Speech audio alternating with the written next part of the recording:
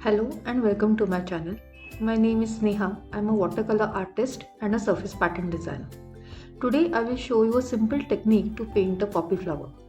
As you can see, I have already painted few flowers here.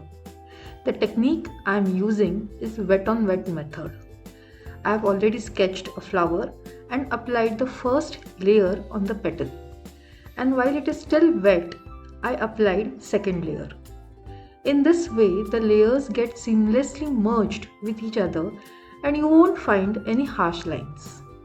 To add depth to the petals, I'm adding the second layer of the paint, which is concentrated, to the folds of the petals.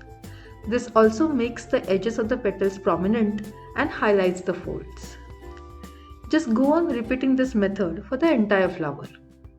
The materials which I've used here are Faber-Castell watercolors and Canson paper. Hope you have enjoyed the process.